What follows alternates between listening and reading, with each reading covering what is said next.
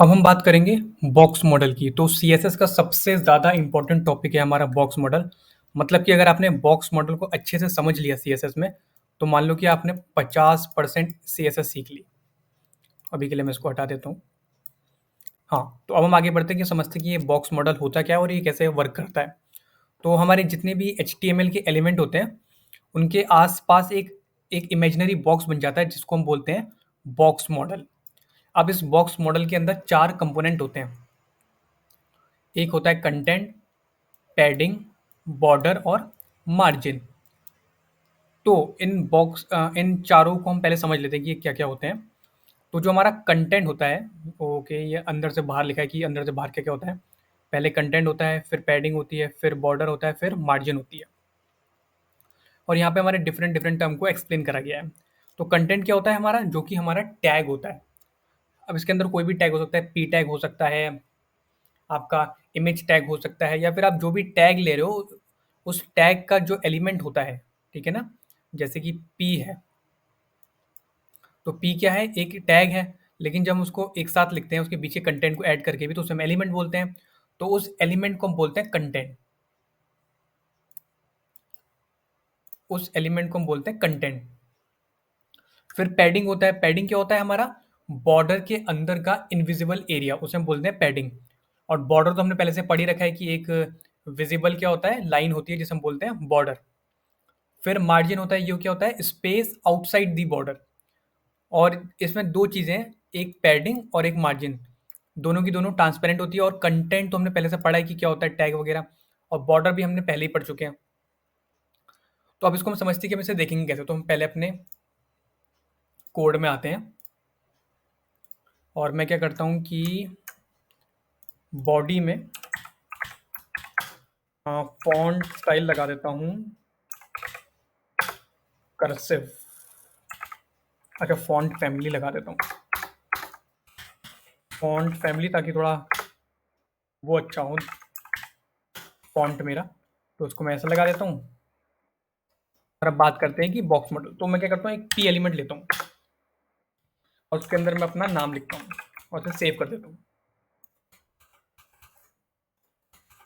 और मैं इसे सेव कर देता हूँ। मैं अगर अपने उसमें जाऊँगा तो देखो सिर्फ एक शिवांग नाम लिखा आ जाएगा। ठीक है, तो क्या है, मैंने एक पैराग्राफ टैग लिया और ये लिखा आ गया। अब जो मेरा box model H T C S S S का, वो क्या करता है, इसके आसपास एक इमेजिनरी बॉक्स बना देता है। ये जो मैं इसे ड्राइंग से बना रहा हूँ, क्योंकि ये ब्लॉक एलिमेंट है इसलिए पूरा आगे तक जा रहा है। ये इमेजिनरी बॉक्स बना देता है जिसे कि हम कहते हैं box model C S S का। अब इसके अंदर हमारे डिफरेंट डिफरेंट चीज़ होती है। पहला जो टैग है उसे हम बोलते हैं कंटेंट, जो कि हमने पढ़ लिया पहले ही। मैं इसे क्लीन कर लेता हूँ।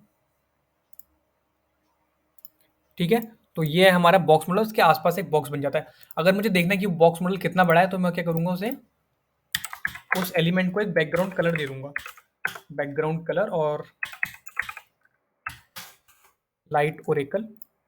तो ये देखो, ये मेरा बॉक्स मॉडल है इस एलिमेंट का, क्योंकि यहाँ से शुरू हो रहा है और इतना बड़ा है, क्योंकि ब्लॉक एलिमेंट है इसलिए पूरा आगे तक जा रहा है।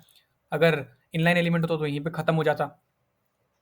तो ऐसा होता है मेरा एक box model C S S का। तो जब भी हम इसमें बॉर्डर लगाएंगे ना, जब भी हम इसमें बॉर्डर लगाएंगे, तो वो यहाँ पे लगेगा। देखो, ये चीज़ में बॉर्डर लगता है। ये जो चीज़ है इसमें बॉर्डर लगता है। उस बॉर्डर के, जैसे कि ये एलिमेंट है, ठीक है, मैं इसको अभी के लिए ऐसा करता हूँ, यहाँ क्रिएट बना लेता हूँ। ये मान लो मेरा बॉर्डर है, जो मैंने ब्लैक से बनाया है बेबी, ये मेरा बॉर्डर है। तो इसके जो बाहर का एरिया होता है, ये जो मैं एरो बना रहा हूँ, इसे बोलते हैं मार्जिन। इसे बोलते हैं हम मार्जिन। और इसके अंदर जो होता है, ये देखो, ये ब्लैक वाला तो बॉर्डर है, इसके अंदर एक और चीज़ होगी, उसे बोलेंगे हम पैडिंग। ये ऐसे, और ये है मेरी पैडिंग। और इसके अंदर है मेरा कंटेंट। ये है मेरा कंटेंट, जो कि मेरा कोई टैग होता है। उसके जो बाहर का एरिया है, ये जो मैं एरोज़ बना रहा हूँ, इसे हम बोलते हैं पैडिंग, और जो ये ब्लैक वाला है इसे हम बोलते हैं बॉर्डर। ये है मेरा बॉर्डर। तो यही सेम टू सेम जो मेरा डायग्राम है हमारी पीडीएफ में भी ऐसे बना रखा है, तो उसको एक बार पढ़ लेना बहुत अच्छे से, बहुत ही अच्छे से बता रखा है इस डायग्राम में कि क्या कंटेंट होता है। फिर कंटेंट के बाहर पैडिंग होती है, पैडिंग के बाहर बॉर्डर होता है, बॉर्डर के बाद मार्जिन होती है। मार्जिन और पैडिंग क्या होती है? इनविजिबल होती है, दिखती नहीं है। बॉर्डर तो दिखता है क्योंकि वो एक लाइन जैसा बन जाता है, तो वो बॉर्डर होता है। और जो कंटेंट होता है वो तो विजिबल होता ही है हमको, तो दो चीज़ें विजिबल होती हैं, दो चीज़ें अनविजिबल होती हैं। तो इसको हम थोड़ा और अच्छे से समझने के लिए क्या करेंगे, ये वाला एग्जाम्पल हटाएंगे सबसे पहले। तो मैं क्या करूँगा कि मैं हाँ, पहले तो मैं इसे सेम कर लेता हूँ। अब मैं एक डिव बनाता हूँ, मैं एक डिव बनाता हूँ, और उस डिव को मैं सबसे पहले क्या करूँगा, एक हाइट दूंगा कितनी, 400 पिक्सल, और फिर मैं उसे कुछ विड्थ दूंगा 400 पिक्सल, और मैं उसे एक बैकग्राउंड कलर दूंगा ताकि मैं उसे देख सकूँ अपने वेब पेज में, जो कि है रेड। ठीक है, ये तो देखो हमारा कंटेंट हो गया। हाइट और विड्थ का क्या है, हमारा कंटेंट हो गया। देखो मेरे पास एक बॉक्स आ गया जिसकी हाइट और विड्थ है मेरी 400 पिक्सल बाय 400 पिक्सल, और उसका बैकग्राउंड कलर है मेरा रेड। तो अब अगर अपने हम पेज पे वापस आए तो हमें चार चीज़ें पढ़नी है। ठीक है, पहले तो ये रूल है, थोड़ी देर में पढ़ लेंगे रूल को। चार चीज़ें पढ़नी है, मार्जिन, पैडिंग, बॉर्डर और हाइट और विड्थ, जो कि कंटेंट होता है। ये मेरा कंटेंट है लास्ट वाला। तो हाइट और विड्थ तो हमें पहले से पता ही है, किसी भी एलिमेंट को हम दे सकते हैं, और वो ब्लॉक होना चाहिए ऑफकोर्स। तो ये हो गया हमारा हाइट और विड्थ। ठीक है, अब बात करते हैं बॉर्डर की। तो बॉर्डर में पहले से पता है कि क्या होता है। तो बॉर्डर बनाने के लिए मैं क्या करूँगा, इसमें लिखूंगा बॉर्डर 4 पिक्सल सॉलिड और ब्लैक। ये होता है मेरा बॉर्डर। तो देखो ये इसका एक बॉक्स मॉडल बन चुका है। ये जो ब्लैक कलर का बॉर्डर है, इसके जो बाहर का एरिया है, चारों साइड, अप डाउन लेफ्ट और राइट, उसे हम बोलते हैं मार्जिन, जो कि बाहर से है। अगर मैं इसे अपने मार्कर से बनाऊं तो ये जो एरिया है, और जो यहाँ इसके ऊपर का एरिया है, और ये जो इधर वाला एरिया है, उसे हम बोलते हैं मार्जिन। ये जो इसके बाहर का एरिया है। अब जो इसके अंदर का यहाँ पे हल्का सा एरिया होगा उसे हम बोलते हैं पैडिंग। और बीच में जहाँ हमारी जो जगह होती है वो होता है कंटेंट। ठीक है, तो हम इसको एक एक करके देखेंगे। पहले हम देखेंगे मार्जिन कैसे हम यूज़ कर सकते हैं। सबसे पहले हम देखेंगे मार्जिन कैसे हम यूज़ कर सकते हैं। तो मार्जिन यूज़ करने के लिए हम ऐसा देखते हैं कि ये रहा मेरा वाइट बोर्ड, मुझे एक नोटपैड चाहिए। तो सबसे पहले मैं क्या करूँगा, एक मैं बॉक्स बनाऊँगा। ये जो रेड रेड है, ये रेड रेड मेरा एक बॉक्स है, और ये उसका बॉर्डर है, ये जो रेड से मैंने बनाया है। अब देखते हैं कि इसमें मार्जिन कैसे काम करती है। तो मेरे पास चार तरीके की मार्जिन होती हैं। एक होती है मेरी मार्जिन टॉप, जो कि सबसे ऊपर होती है। एक होती है मेरी मार्जिन बॉटम। फिर होती है मेरी मार्जिन लेफ्ट। फिर होती है मेरी मार्जिन राइट। मैं एक बार चेक कर लूँ मैंने ठीक बताया नहीं बताया। Margin top, left, right, bottom. ठीक है, सबसे पहले बात करेंगे हम मार्जिन टॉप की।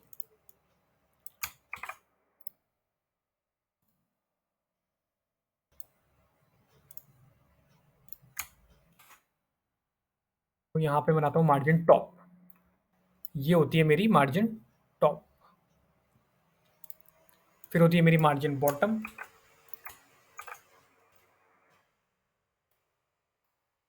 फिर होती है मेरी मार्जिन लेफ्ट।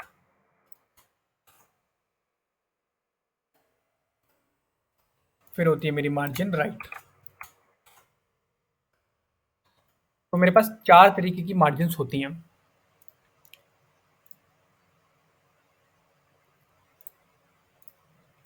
ठीक है, मेरे पास चार तरीके की मार्जिन होती है, margin top, margin bottom, margin right, margin left. और ये जो मैंने रेड से बना रखा है ये मेरा बॉर्डर है उस एलिमेंट का। तो अब ये मार्जिन कैसे काम करती है। तो सबसे पहले जो मार्जिन टॉप होती है वो ऊपर से वर्क करती है नीचे की साइड, और जो मार्जिन लेफ्ट होती है वो ऐसे वर्क करती है।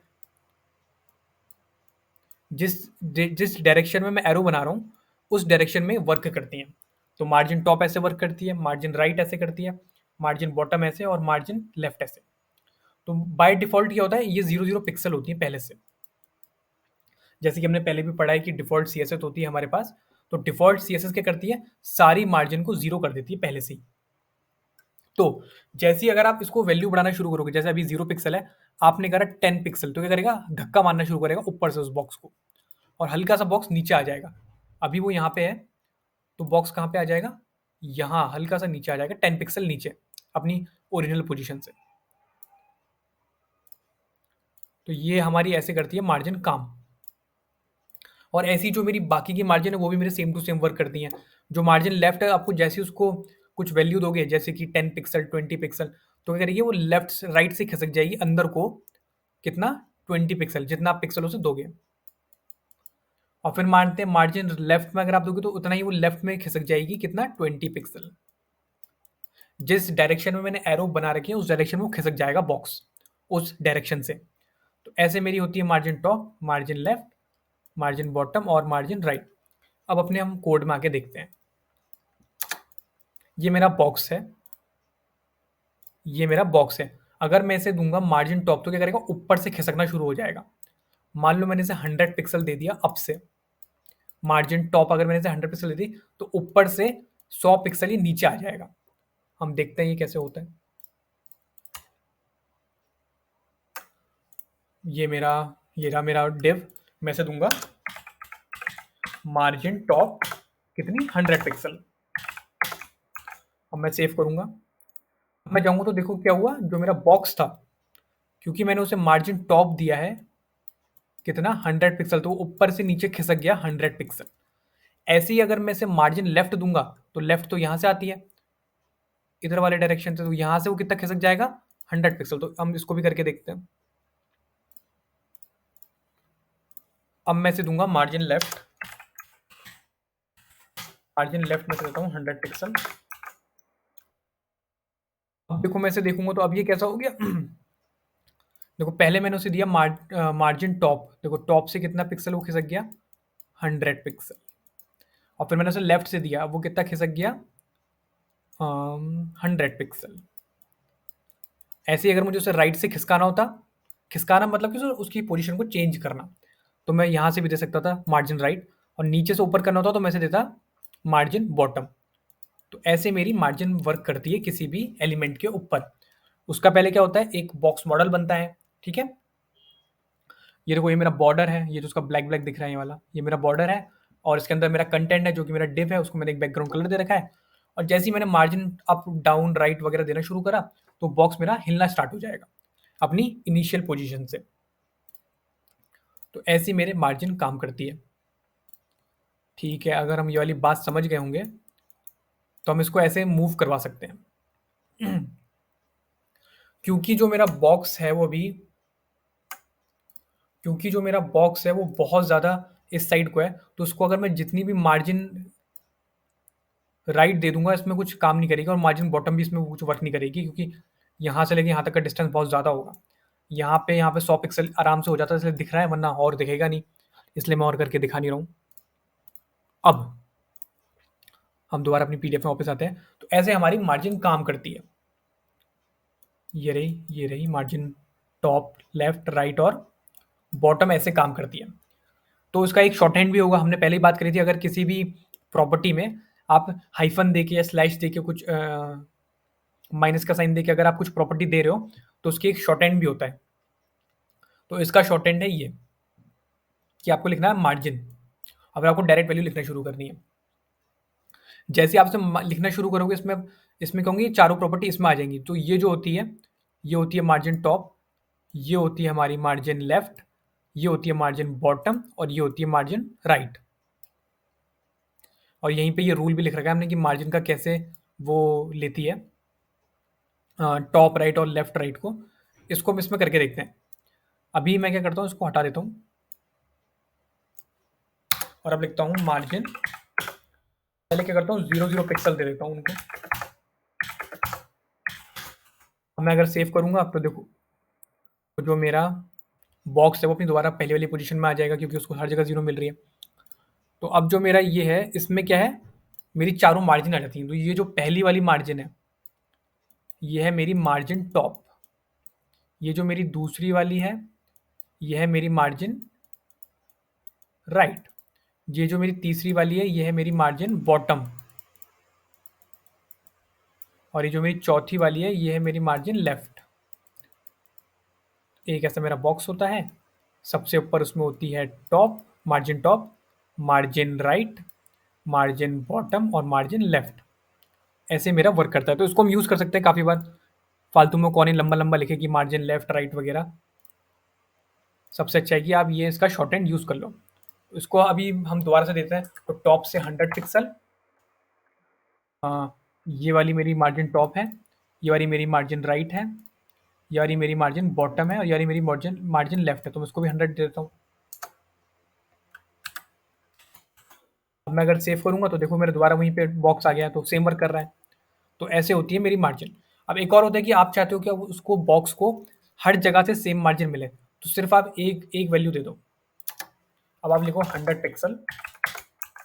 तो जैसे आप सिंगल में लिखोगे तो वो क्या करेगा, उस बॉक्स को, जैसे कि ये बॉक्स है, जैसे आप 100 पिक्सल लिखोगे वो हर जगह से, यहाँ से 100 पिक्सल, यहाँ से 100 पिक्सल और नीचे से भी 100 पिक्सल, उसे चारों डायरेक्शन से 100 पिक्सल वो देना शुरू कर देगा मार्जिन। तो ये 3 तरीके हैं मार्जिन लिखने के और तीनों के तीनों तरीके सेम है। जैसे कि पहला वाला मेरा ये है मार्जिन, फिर है मेरा वही मार्जिन टॉप,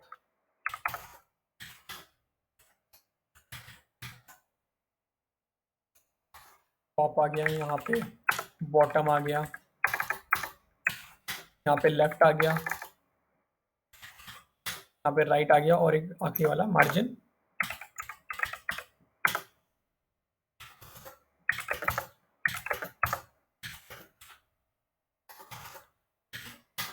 ये। मेरे तीनों के तीनों ये 3 तरीके हैं मार्जिन देने के, वैसे तीनों के तीनों सेम ही है। अगर मैं डायरेक्ट कोई यूनिट लिख देता हूँ उसके आगे, मार्जिन के आगे, तो क्या करेगा, हर डायरेक्शन से उसको 100 पिक्सल धकेलना शुरू कर देगा। और अगर मैं सिर्फ ऐसे यूज़ करता हूँ, तो इसमें तो और अच्छा है कि आपको एक डायरेक्शन स्पेसिफाई कर सकते हो, और इसमें भी सेम है। ये इसका शॉर्ट हैंड है। ये क्या है, इसका शॉर्ट हैंड है। मतलब कि आप ये लिखो चाहे ये लिखो, बात एक ही है। तो ऐसे होती है हमारी मार्जिन। अब हम आगे बढ़ेंगे, हम बात करेंगे पैडिंग की। तो पहले मैं क्या करूँगा, इसे हर जगह से मार्जिन 100 दे देता हूँ ताकि थोड़ा बॉक्स बीच में आ जाए। ठीक है, गुड। अब बात करेंगे हम पैडिंग की। तो बॉर्डर बॉर्डर तो हमें पता ही है। हम दोबारा से अपने उसमें आते हैं। देखो बॉर्डर हमें पता ही है, हाइट और विड्थ में पता ही है, मार्जिन की बात हमने कर ली। अब हम बात करेंगे पैडिंग की। तो पैडिंग क्या होता है, एक इनविजिबल एरिया जो कि हमारा होता है बॉर्डर के अंदर। देखो मार्जिन क्या होता है, बॉर्डर के बाहर का एरिया। देखो जो ये बाहर का एरिया है उसको हम बोलते हैं मार्जिन। अब जो ये बॉर्डर के अंदर का जो एरिया होता है उसे हम बोलते हैं पैडिंग। तो क्योंकि ये पैडिंग इनविजिबल है, ये दिखेगी नहीं, तो उसको हम देखेंगे कैसे। तो इसको देखने के लिए मैं क्या करूँगा, इसे क्लियर करता हूँ और इसके अंदर मैं कुछ बैकग्राउंड कलर पहले इसका हटा देता हूँ 2 मिनट के लिए, और इसके अंदर मैं कुछ कंटेंट लिख देता हूँ, लॉरेम 10। ठीक है, और इसका मैं फॉन्ट साइज हल्का सा बढ़ा देता हूँ। प्रॉपर्टी अपने पहले ही पढ़ी है, फॉन्ट साइज वाली 24 पिक्सल कर देता हूँ। देखो अगर अभी मैं देखूँ तो अभी क्या है, देखो जो मेरा टेक्स्ट है वो एकदम क्या है, बॉर्डर से स्टार्ट हो रहा है। अब अभी अभी अभी हमने पढ़ा कि इसके बॉर्डर के जो अंदर का एरिया है उसे हम बोलते हैं पैडिंग। तो पैडिंग भी एकदम सेम टू सेम वर्क करती है। जैसे कि अपने दोबारा से एग्जांपल में आऊँ, आई होप मैंने उसको ज़्यादा दूर ना भेजा हूँ। हाँ, देखो मार्जिन तो बाहर का एरिया है, लेकिन जो पैडिंग होता है वो अंदर का एरिया होता है, मतलब बॉर्डर के अंदर का एरिया। तो बॉर्डर को कहाँ कहाँ अंदर का एरिया मिला होगा, देखो यहाँ पे, यहाँ पे, यहाँ पे और ये 4 तरीके की पैडिंग पैडिंग होती है मेरे पास, और पैडिंग एकदम सेम टू सेम होती है मार्जिन की तरह।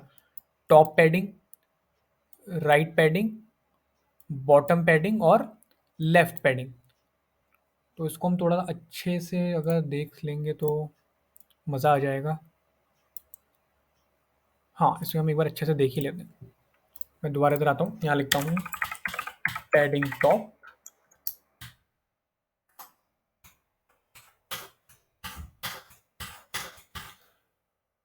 Padding top, padding bottom, padding right, padding left. तो मेरी टॉप की पैडिंग होती है वो कहाँ होती है? यहाँ पे होती है मेरी टॉप की पैडिंग। बॉटम पैडिंग मेरी कहाँ होती है? बॉटम पैडिंग होती है मेरी यहाँ पे। फिर मेरी राइट पैडिंग कहाँ पे होती है? होती है यहाँ। और ये होती है मेरी लेफ्ट पैडिंग, होती है इस तरफ। तो जब भी आपको या तो जब भी आपको बॉर्डर के अंदर धकेलना है कुछ भी, मतलब जैसे कि मान लो अभी तो मेरे पास टेक्स्ट है, बॉर्डर के अंदर धकेलना है तो आप पैडिंग का यूज करोगे। आप जैसे दोगे पैडिंग 20 पिक्सल, वो यहाँ से बॉर्डर से हल्का सा 20 पिक्सल अंदर कर देगी। और ऐसे ये सारी पैडिंग काम करती है हमारी चारों की चारों डायरेक्शन में। तो अगर मैं अपने अभी अभी वाले अपने उसमें पोजीशन में आए दोबारा, तो देखो अभी जो इसमें अगर मैं इसको लेफ्ट पैडिंग दे दूंगा तो उतना अंदर हो जाएगी। तो मैं देख के दिखाता हूँ।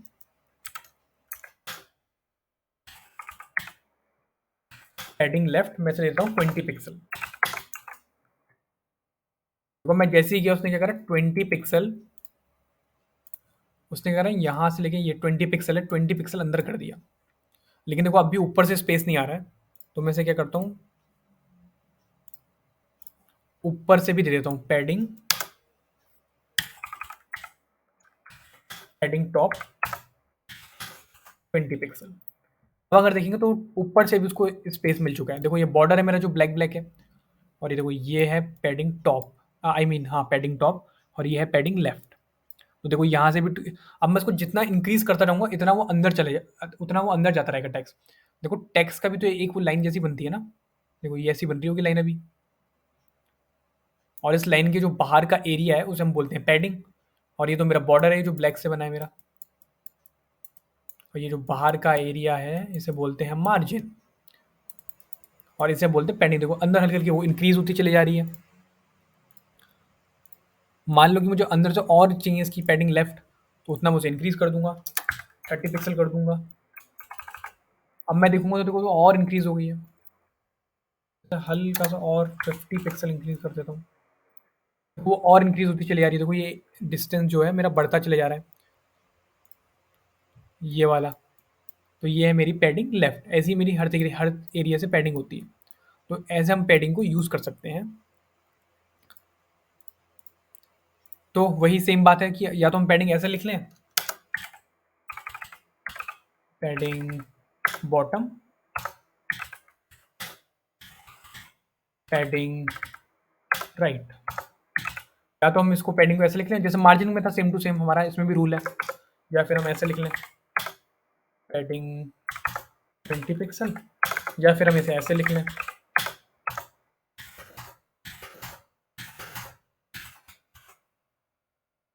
चारों तीनों ही कंडीशन में सेम काम करेगी हमारी। देखो पहला क्या है, अगर आप लिखोगे सिर्फ पैडिंग 20 पिक्सल, तो क्या करेगा, जो मेरा बॉक्स है, ये जो येलो से बना हुआ ये मेरा बॉर्डर है, उसके जो अंदर है उसको अंदर से चारों डायरेक्शन से 20 पिक्सल धकेलना शुरू कर देगा। धकेलने का मतलब कि डिस्प्लेस करना शुरू कर देगा। और ये भी से, और ये देखो पहले तो ये काम करेगा 20 पिक्सल। जब उसको आप स्पेसिफाई करके लिखना शुरू करोगे, जैसे कि padding left, padding right, padding top, padding bottom, तो क्या करेगा वो स्पेसिफिकली करेगा उस यूनिट के हिसाब से। और अगर हम बात करें शॉर्ट हैंड की, तो शॉर्ट इसका पैडिंग का शॉर्ट हैंड ये होता है। आप डायरेक्टली ऐसे लिख सकते हो, ये कौन सी पैडिंग है, ये टॉप की पैडिंग है। ये कौन सी पैडिंग है मेरी, ये मेरी लेफ्ट की पैडिंग है। ये मेरी कौन सी पैडिंग है, ये मेरी बॉटम पैडिंग है। और ये जो मेरी लास्ट वाली बची है ये मेरी राइट पैडिंग है। आई थिंक मैंने उल्टा लिख दिया।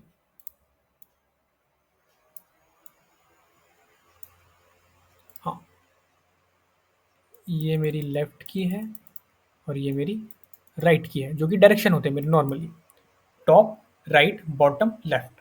तो ऐसे मेरी काम करती है पैडिंग। ठीक है, अब हम पैडिंग भी समझ गए, तो मैं उसको नॉर्मली वही कर देता हूँ जैसे मेरे पहली थी। तो हम देखेंगे तो नॉर्मल था वही, उसको हर डायरेक्शन से 20-20 पिक्सल की पैडिंग मिल रही है। तो ऐसे हमारा हो गया बॉक्स मॉडल। कहाँ गई मेरी पीडीएफ? ये रहा। तो ऐसे हो गई हमारी बॉक्स मॉडल खत्म हो गया।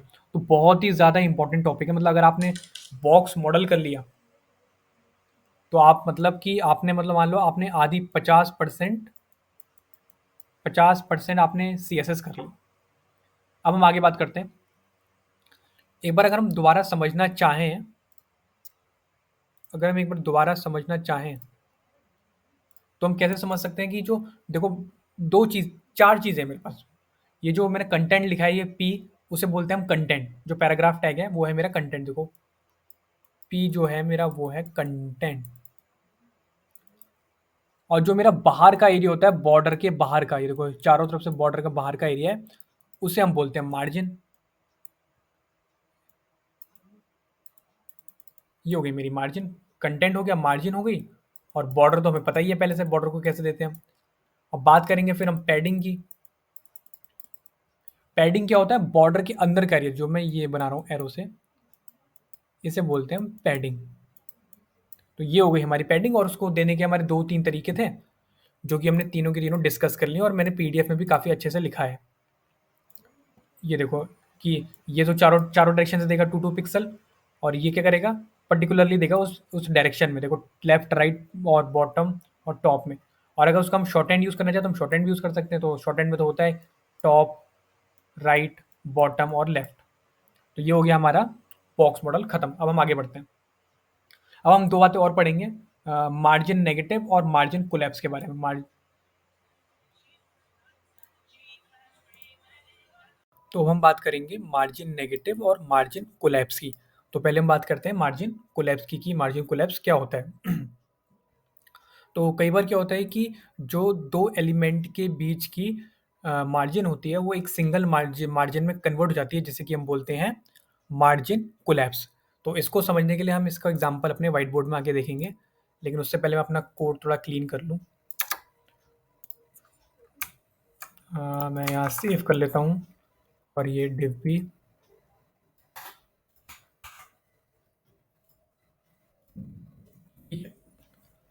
तो अभी हम समझते हैं कि मार्जिन कोलैप्स क्या होता है। तो क्या होता है कि अभी मानते हैं मेरे पास दो एलिमेंट हैं, मेरे पास एक्चुअली दो डिव हैं। मैं दो डिव लिख लेता हूँ, डिव वन, डिव टू।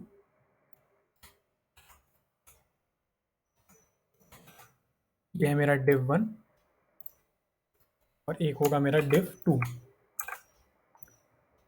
तो मेरे पास दो डिव हैं, इनको मैं यहाँ पे थोड़ा परफेक्टली ले आता हूँ, और इनको मैंने इनका मैंने एक हाइट और विड्थ दे रखी है नॉर्मली जैसे हम देते हैं। ये है मेरा डिव वन, ये है मेरा डिव टू। अब अगर इनके बीच में, अगर मैं किसको दूंगा, अगर मैं डिव वन को यहाँ वाली मार्जिन दूंगा तो उसे हम क्या कहेंगे? Right margin. और इसको दूंगा तो इसे हम कहेंगे लेफ्ट मार्जिन। तो ये वाली है राइट मार्जिन, और ये है इसकी लेफ्ट मार्जिन। तो इसको यहाँ से भी मिलेगी मार्जिन और यहाँ से मिलेगी मार्जिन। तो मान लो कि अगर आप यहाँ से दे रहे हो 20 पिक्सल मार्जिन, और यहाँ से दे रहे हो आप 20 पिक्सल मार्जिन, तो क्या होगा? इन दोनों के बीच की टोटल डिस्टेंस कितना हो जाएगा? इन दोनों का एडिशन हो जाएगा, जो कि है आपका 40 पिक्सल की मार्जिन हो जाएगी आपकी इन दोनों के बीच में। तो ये तो बात हो गई कि जब चीज़ें हमारी हॉरिजेंटली होती हैं तो ये सेम काम करता है हमारा मार्जिन। लेकिन प्रॉब्लम तब आती है कि जब हम वर्टिकली काम कर रहे होते हैं। अभी मैं 2 मिनट के लिए सब कुछ दोबारा से रब करता हूँ।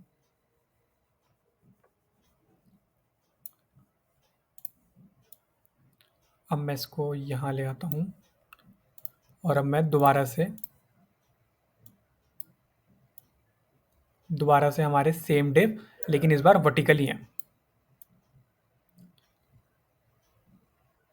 अब क्या होगा कि जो मेरा ये पहला वाला डिव है मैं उससे को ऊपर की मार्जिन दूंगा, और इसको नीचे से मार्जिन दूंगा। ठीक है, इसको मैं डिव वन को मैं क्या दूंगा? Bottom margin. और जो मेरा डिव टू है उसको मैं दूंगा टॉप मार्जिन। तो मान ले, अरे डॉग्स बहुत भौंक रहे हैं यार। हाँ, मान लेते कि जो मेरा जो ऊपर वाली मार्जिन दी है मैंने डिव वन को, जो कि बॉटम मार्जिन है, वो दी है मैंने उसे 50 पिक्सल, और जो नीचे div 2 है उसको मैंने दी है टॉप मार्जिन कितनी, 70 पिक्सल। तो बाय डिफॉल्ट क्या लिख दिया मैंने,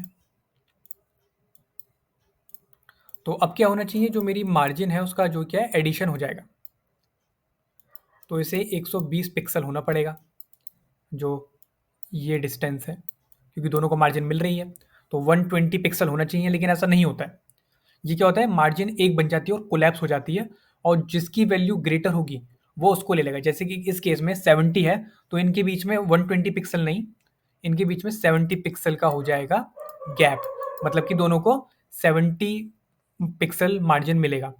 हमारी जो पीडीएफ है उसमें भी हमने सेम टू सेम ये बता रखा है। हमने दो बॉक्स क्रिएट कर रखे हैं, पहले चलो एग्जाम्पल को देखते हैं। हमने दो बॉक्स क्रिएट कर रखे हैं, और जो बॉक्स ए है मैंने उसकी क्या बॉटम मार्जिन दे रखी है 30 पिक्सल, और जो मेरा बॉक्स बी है उसको मैंने दे रखी है 20 पिक्सल की टॉप मार्जिन। तो क्या होना चाहिए वैसे, 30 प्लस 20 50 पिक्सल होनी चाहिए इनके बीच में, लेकिन नहीं, ऐसा नहीं होता है। अब दूसरे डायग्राम में हम देखेंगे तो देखेंगे 30 पिक्सल है, क्या है जो ग्रेटर वैल्यू है वो उसको लेता है। तो हुआ क्या, यहाँ पे ये दोनों मार्जिन कोलैप्स करके एक मार्जिन बन गई जो कि 30 पिक्सल है। ये क्या होता है, हॉरिजेंटली नहीं होता है, वर्टिकली होता है सिर्फ। तो ये ऐसा होता है हमारा मार्जिन कोलैप्स। तो इसको हम एक बार प्रैक्टिकल करके देख लेते हैं। मैं इसको सेम टू सेम ऐसे ही बनाऊंगा। अरे मैं तो यहाँ कोड में आ गया अपने, हाँ ये है मेरा कोड, और मेरे पास एक बॉक्स ए है, एक मेरे पास बॉक्स बी है, तो बहुत ही बढ़िया। मैं टिप बनाता हूँ, उसको एक आईडी देता हूँ box1, और तो सेम कॉपी पेस्ट करता हूँ नीचे, इसको आईडी देता हूँ box2। जल्दी से आके यहाँ पे उनको आईडी से सिलेक्ट करके box1 height width 400 pixel, 400 pixel और 400 पिक्सल दे देता हूँ, और बैकग्राउंड कलर दे देता हूँ, कौन सा है यहाँ पे, ऑरेंज, मेरा मेरा ऑरेंज। और एक और ये सेम टू सेम प्रॉपर्टीज मैं कॉपी पेस्ट कर लूँगा। बस यहाँ पे क्या है, मैं उसको box2 कर दूंगा, और इनको बॉर्डर दे देता हूँ ताकि मुझे पता चल जाए कि उनका बॉर्डर कहाँ पे है। Border 4 pixel solid black. इसी को मैं कॉपी करके नीचे वाले में पेस्ट कर दूंगा। अब अगर मैं आउटपुट देखूंगा तो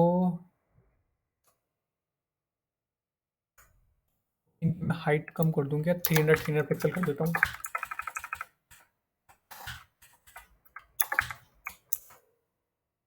ठीक है, अब क्या है, मेरे पास दो बॉक्सेस आ गए हैं, मेरे पास दो डिफ थे जैसे कि हमने बात करी थी, तो उनके बीच में लिख भी देता हूँ एक्चुअली मैं।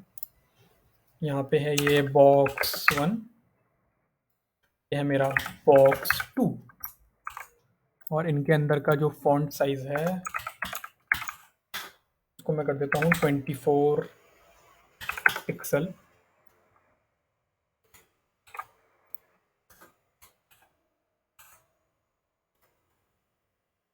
ठीक है, थोड़ा और बड़ा कर दे रहा हूँ 30 पिक्सल, ताकि थोड़ा साफ से दिखे, और थोड़ा सा इनको मैं पैडिंग दे दूँ क्या,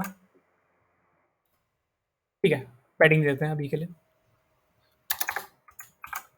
अभी क्या है, हमारे पास दो डिव हैं। अभी के लिए मेरे पास क्या है, मेरे पास दो डिव हैं, एक मेरा ये डिव है और एक मेरा ये डिव है, जो कि मेरे दोनों ब्लॉक लेवल एलिमेंट है, और हमें देखना है मार्जिन कोलैप्स कैसे वर्क करती है। तो देखो जब चीज़ें हॉरिजेंटली होंगी, देखो हॉरिजेंटली मतलब कि लेटे में होंगी, देखो ये दो बॉक्स हैं, तो मार्जिन कोलैप्स नहीं करती है। तो आप जितनी जितनी मार्जिन दोगे उसे यहाँ से और यहाँ से दोनों बॉक्सेस को उनका एडिशन हो जाएगा। मान लो कि अभी आपने दे दी 20 पिक्सल और 20 पिक्सल, तो इनको 40 पिक्सल की मार्जिन मिलेगी इन दोनों के बीच में। अभी देखो मार्जिन जीरो एकदम उनके जो बॉर्डर से मिले हुए हैं, लेकिन जब क्या होगा, लेकिन जब बात करोगे आप वर्टिकली, तो वर्टिकल में क्या होता है, जिसकी मार्जिन ज़्यादा होगी उनके बीच में वही वाली मार्जिन आती है। ये देखो, अगर ऊपर से आप दे रहे हो 20 पिक्सल, नीचे से दे रहे हो 50 पिक्सल, तो 50 प्लस 20 पिक्सल नहीं होगा, यहाँ पे मार्जिन कोलैप्स कर जाएगी वर्टिकल में। इसमें क्या होगा, जो 50 पिक्सल है वो सिर्फ वही लेगा। ठीक है? तो हम इसी को काम को देखना चाहते हैं। तो अभी मैं क्या करूँगा, जो मेरा बॉक्स 1 है, उसको बॉटम मार्जिन दूँगा कितनी? 50 पिक्सल, और जो मेरा बॉक्स 2 है, मैं उसे मार्जिन टॉप मार्जिन दूँगा कितनी? 70 पिक्सल। और क्या होना चाहिए, अगर हम नॉर्मली देखें तो 120 पिक्सल होना चाहिए उनका एडिशन, लेकिन ऐसा नहीं होगा। उनको सिर्फ 70 पिक्सल की मार्जिन मिलेगी इनके बीच में, क्योंकि मार्जिन कोलैप्स कर जाएगी। तो हम ये वाला काम करके देखते हैं अभी के अभी। मैं आता हूँ अपने बॉक्स 1 पे, और इसे मैं देता हूँ मार्जिन बॉटम 50 पिक्सल। अभी देखूंगा मैं तो 50 पिक्सल की मिल चुकी है उसे। और अब जो मेरा ये दूसरा वाला डिव है, उसे मैं दूंगा मार्जिन टॉप 70 पिक्सल। अब मैं अगर आऊँगा तो देखो अब भी उतना ही है वो। अगर मैं इसका डिस्टेंस देखूँ तो देखो ये पहले 50 था, 50 से हल्का सा बढ़ के 70 पिक्सल हो गया होगा ये। और बाय डिफ़ॉल्ट होना क्या चाहिए, मैंने ऊपर से दी है कितनी? 50 पिक्सल, और नीचे से मैंने उसे दिया है 70 पिक्सल। और वैसे क्या होना चाहिए था, इनका टोटल एडिशन होके 120 पिक्सल होना चाहिए था, लेकिन ऐसा नहीं हुआ क्योंकि उनकी मार्जिन कोलैप्स कर गई। तो जब हॉरिजॉन्टली होती है कोई दो दो हमारे पास एलिमेंट, तो क्या होता है, जिसकी मार्जिन ग्रेटर होती है उसकी मार्जिन वो ले लेता है। जैसे कि इस केस में क्या है, जो हमारी 70 पिक्सल मार्जिन है वो ग्रेटर है, तो उसने इसके बीच में 70 पिक्सल की मार्जिन ले ली। तो ऐसे हमारी वर्क करती है मार्जिन, ऐसे हमारी वर्क करती है मार्जिन कोलैप्स। तो इसमें हमारा सेम टू सेम एग्जांपल दे रखा है और हमने इसके बारे में पढ़ भी लिया है। तो यहाँ पे थोड़ी बहुत जानकारी लिखी है, मैं चाहूँगा कि आप इसे पढ़ लें। अब हम बात करेंगे कि नेगेटिव मार्जिन क्या होती है। तो हमारे पास 4 टर्म थे। हमने जो टर्म्स पढ़े थे, कौन-कौन से हमने टर्म पढ़े थे? हमने पढ़ा था हाइट और विड्थ पढ़ा था, ठीक है? हमने पैडिंग पढ़ा था, और हमने बॉर्डर पढ़ा था, और हमने मार्जिन पढ़ा था। तो ये मार्जिन नेगेटिव क्या होता है? तो क्या होता है, जितने भी हमारे पास एलिमेंट या फिर कंपोनेंट, जितने भी कंपोनेंट है हमारे बॉक्स मॉडल के, उनमें से किसी की वैल्यू भी नेगेटिव नहीं हो सकती है मार्जिन को छोड़ के। मार्जिन सिर्फ एक लौती ऐसी कंपोनेंट है बॉक्स मॉडल का जो कि नेगेटिव में भी हो सकता है, जैसे कि -10 पिक्सल। लेकिन अब -10 पिक्सल से क्या होगा, समझते हैं इस बात को क्या होगा। मान लेते हैं मेरे पास एक डिव है, मैं, ये लो, ये मेरा डिव हो गया, इसका नाम मान लो डिव, इसका नाम है डिव, ठीक है? मैंने इसे दिया क्या, मार्जिन टॉप 10 पिक्सल। तो नॉर्मली क्या होगा, ऊपर से डिस्टेंस लेगा 10 पिक्सल का। तो क्या होगा, ये अपनी पोजीशन से 10 पिक्सल नीचे आ जाएगा। तो मान लो यहाँ पे आ गया ये 10 पिक्सल नीचे। लेकिन अगर मैं इसे देता हूँ कि -10 पिक्सल मार्जिन टॉप, तो क्या होगा, ये उस पोजीशन से 10 पिक्सल ऊपर की साइड चले जाएगा, ये ऐसे चले जाएगा। ये वाली पोजीशन जो इसकी है, जहाँ मैंने लिखा है पीओएस, वो हो जाएगी -10 पिक्सल के बाद। तो हम इसको थोड़ा प्रैक्टिकली करके देखते हैं। मैं क्या करता हूँ, पहले हम डायग्राम देखते हैं अपने पास। तो देखो इसमें बहुत अच्छे से लिखी है मार्जिन कैन बी नेगेटिव वगैरह, और इसे पढ़ लेना। हम यहाँ बात करते हैं, हमारे पास 2 बॉक्सेस हैं, तो सेम बॉक्सेस आई थिंक। एक के पास ब्लू ब्लू बॉर्डर है, एक के पास रेड बॉक्स है। तो देखो पहले उन पे मार्जिन टॉप दोनों का 0 है। जैसे ही मैंने नीचे वाले बॉक्स को, जो कि बॉक्स रेड है, देखो यहाँ पे कुछ मार्जिन नहीं है, बॉक्स एक के नीचे एक है। यहाँ पे क्या करा, जो मैंने बॉक्स रेड वाला बॉक्स है, उसको मैंने -10 की टॉप मार्जिन दे दी।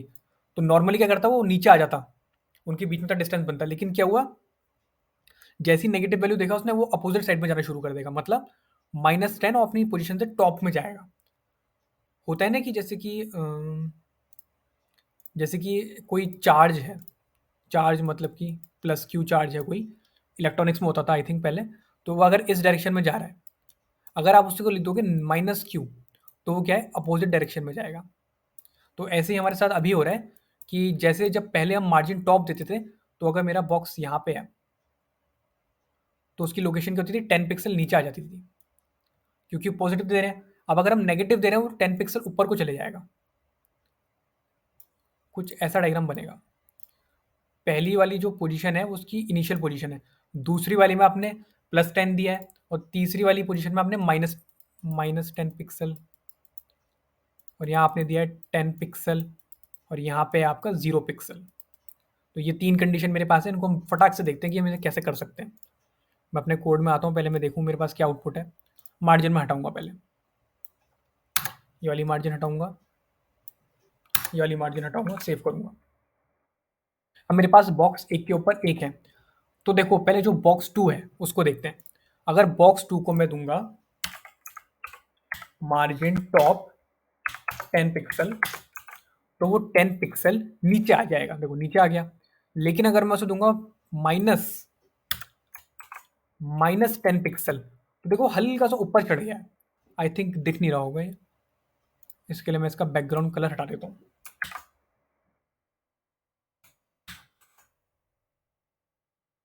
देखो अब हम देखेंगे तो हल्का-सा वो ऊपर आ गया है, अभी भी पता नहीं चल रहा है वैसे। इसको मैं और बढ़ा देता हूँ 10 पिक्सल से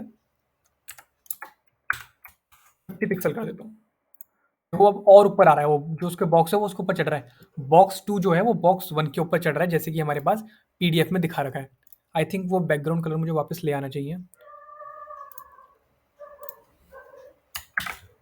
ऑरेंज। उसको मैं ऐसा करता हूँ, वही वाला कर देता हूँ, ये बैकग्राउंड कलर यहाँ मैं रेड कर देता हूँ और नीचे वाला ऑरेंज रख देता हूँ। अब देखो अब पता चलेगा कि हमें वो छुप रहा है हल्के-हल्के। देखो जो मेरा जो बॉक्स 2 है वो बॉक्स 1 के ऊपर हल्के-हल्के चढ़ता चले जा रहा है। अब मैं उसे और बढ़ाऊँगा इसका मार्जिन, मैं इसे करूँगा 100 पिक्सल, तो देखो वो और ऊपर चढ़ गया। मैं इसे थोड़ा और कर देता हूँ, 200 पिक्सल में उसे और अप कर देता हूँ, देखो तो वो और चढ़ गया। मैं उसे कर दूँगा 250 पिक्सल, तो देखो वो और चढ़ गया। मैं उसे कर दूँगा 300 पिक्सल, देखो एकदम चढ़ ही गया, मतलब उस रेड बॉक्स के ऊपर एकदम चढ़ गया। अब मैं उसे हल्का-सा और कर दूँगा 220 पिक्सल, तो देखो ऊपर ही निकल गया आई थिंक। 210 पिक्सल, हाँ, तो देखो मैंने 210 पिक्सल करा, वो एकदम बॉक्स के ऊपर ही आ गया वो बॉक्स। तो ऐसे हमारी नेगेटिव मार्जिन काम करती है सीएसएस में। तो ये हो गई हमारी नेगेटिव मार्जिन और उसके बारे में बड़ी अच्छी खासी इन्फॉर्मेशन लिखी है, तो उसको पढ़ लेना। और मैंने इस बॉक्स का पूरा प्रैक्टिकल करके भी दिखा दिया एक बार। तो अब हम आगे बढ़ते हैं। अब हम पढ़ेंगे सूडो क्लास और सूडो एलिमेंट। सूडो क्लास और सूडो एलिमेंट, तो अभी हमारा इन सब के लिए कुछ काम नहीं है। इसको हटा देता हूँ और ये डिव वगैरह भी हटा देता हूँ। सेव और सेव। हम बात करेंगे दो चीज़ के बारे में। तो पहली है हमारी सूडो क्लास और दूसरी हमारी सूडो एलिमेंट। हमारे पास ये सूडो क्लास और सूडो एलिमेंट हमारे दो तरीके के सेलेक्टर होते हैं। हमने सीएसएस की स्टार्टिंग में ही अगर हम ध्यान दें तो हमने बहुत सारे सेलेक्टर पढ़े थे। आई मीन बेसिक सेलेक्टर हमने 5 पढ़े थे, फिर 5 हमने और एडवांस सेलेक्टर पढ़े थे, और ये भी हम एक तरीके के सेलेक्टर ही हैं हमारे सीएसएस में। तो pseudo class and pseudo element हमारे दो तरीके के सेलेक्टर हैं। लेकिन ये सेलेक्ट क्या करते हैं? तो जो हमारे सूडो क्लास होते हैं वो हमारे किसी भी एलिमेंट की स्पेसिफिक स्टेट को सिलेक्ट करते हैं, और जो हमारे सूडो एलिमेंट होते हैं वो हमारे एलिमेंट के स्पेसिफिक पार्ट को सिलेक्ट करते हैं। देखो अगर मैं यहाँ पे लिख पाऊँ स्पेसिफिक स्टेट और यहाँ पे स्पेसिफिक पार्ट, ठीक है, तो हमारे पास दो चीज़ें हैं, एक है हमारा सूडो क्लास, एक है हमारा सूडो एलिमेंट, स्पेसिफिक स्टेट और स्पेसिफिक क्लास। और इनको लिखने का तरीका क्या होता है, तो दोनों को एक साथ देखते हैं। जो हमारी सूडो क्लास होती है उसमें आप सिंगल कॉलन लगा के और सीधा सूडो क्लास का नाम लिख सकते हैं, और जैसे हम नॉर्मली स्टाइल करते हैं, देखो यहाँ पे एक सिंगल कोलन लगाना है आपको और आगे लिखना शुरू करना है। और जो दूसरा होता है हमारा सूडो एलिमेंट, सूडो एलिमेंट में आपको दो कॉलन लगाने पड़ते हैं। ये देखो इनके बीच का डिफरेंस ये है, आपको दो कॉलन लगाने पड़ते हैं। इसको हम थोड़ा अपने प्रैक्टिकल में करके देखेंगे, लेकिन एक बार समझते हैं। देखो सिंगल लगाऊंगा तो क्या है वो, सूडो क्लास, डबल लगाऊंगा कोलन तो वो है सूडो एलिमेंट।